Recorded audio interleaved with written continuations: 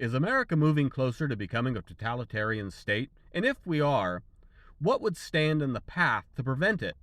From the dictionary, totalitarian, an adjective relating to a system of government that is centralized, dictatorial, and requires complete subservience to the state, a totalitarian regime. From Wikipedia, totalitarianism is a political system and a form of government that prohibits opposition political parties, disregards and outlaws political claims of individuals and group opposition of the state, and controls the public sphere and private sphere of society. Now, while there are numerous baby steps towards the creation of each totalitarian state that has existed, and they've varied in as many ways as there are various totalitarian states, they all hold some key ingredients to each other. And the first big key ingredient is their first major step that they take, and that is always to shut down the free speech and free press of the people, to silence voices of dissent and opposition.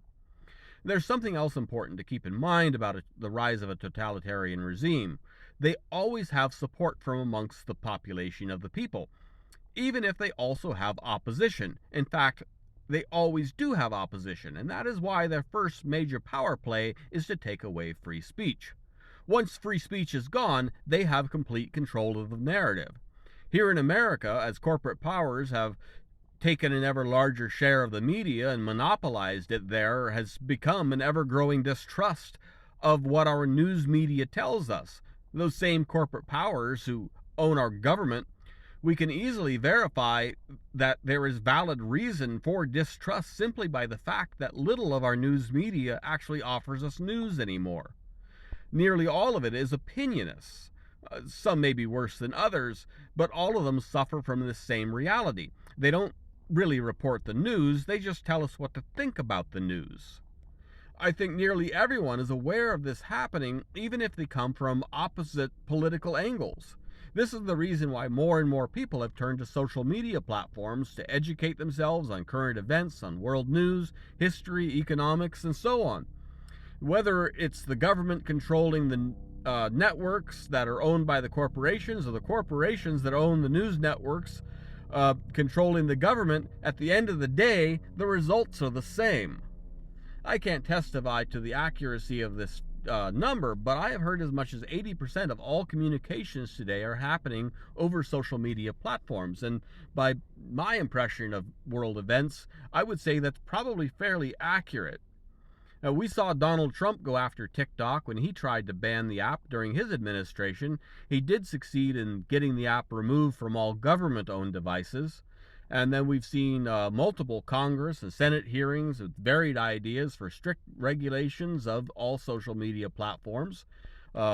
We saw social media app TikTok banned outright in the state of Montana. We just saw the bipartisan vote in the U.S. House of Congress to do what amounts to a ban of TikTok across all of America.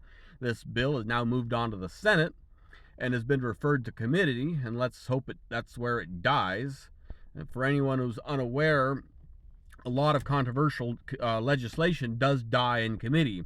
They can simply not pass it through the committee, and this saves them from having to take a controversial vote on the floor. In addition, we have another House bill that's been introduced that aims to ban TikTok from all institutions of higher learning. It's called the Termination of TikTok on Campus Act. And if anyone wants to look that one up, it's H.R. 231. And now just days ago, Ron DeSantis signed into Florida state law a ban of all social media apps for anyone under the age of 14. This last action from Florida Republicans is perhaps one of those blatant violations of our First Amendment, and from the very same people who have been insisting that parents need to have full say over what their children are exposed to. But in this case, they've decided that government knows best and parents are not able to make this decision on their own. They just simply don't know what's best for their family. And if you think children are not entitled to the First Amendment rights, you're entirely wrong. Parents do stand as their representation in this, but those rights are still the property of all people, regardless of their age. Of course, this is all done in the name of public safety. We have to keep you safe from hostile governments. We have to keep the people safe from wrongful data manipulation or safe from political biases. We have to keep the children safe from damaging their brains.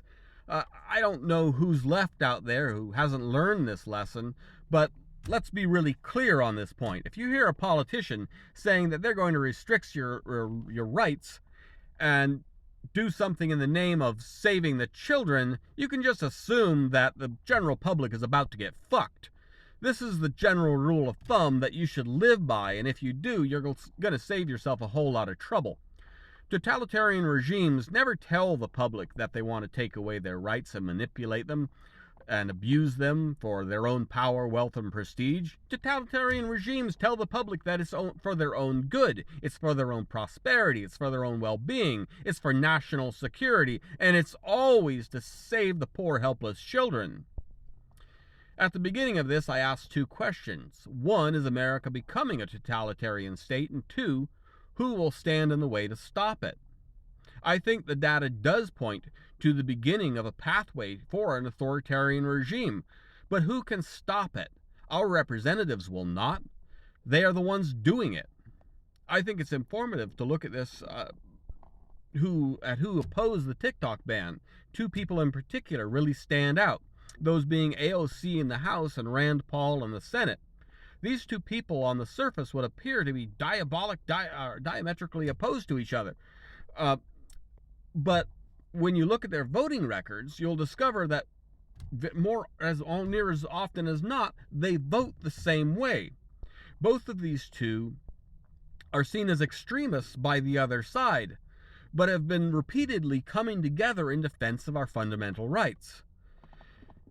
Well, this is a good thing, but it should also sound off alarm bells. Two opposing political radicals have assumed the defensive position of our fundamental liberties in opposition of the majority of both parties. And when I asked who we can look to save us from the rise of a totalitarian regime, there's not enough AOCs and Rand Pauls in our government to perform that task.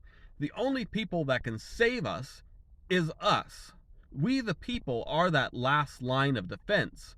The majority of Congress is owned by the corporations, and the courts have all been compromised. We, the people, are the last line, and that leaves us only one real question left. Can we ward off a totalitarian regime by fighting a peaceful revolution, or have we gone beyond the point of peaceful resolution? I say we must continue to offer peaceful resolution while at the same time knowing full well that we may fail and be faced with the alternative. Now, when I say that we may be faced with the alternative, that doesn't necessarily mean some kind of Mad Max apocalyptic scenario, even if we're all dying to try out our apocalypse costumes. The civil rights era was a revolution. Women's suffrage was a revolution. So revolutions don't have to mean the end of civilization, even if we might want it to. That might not be such a bad thing.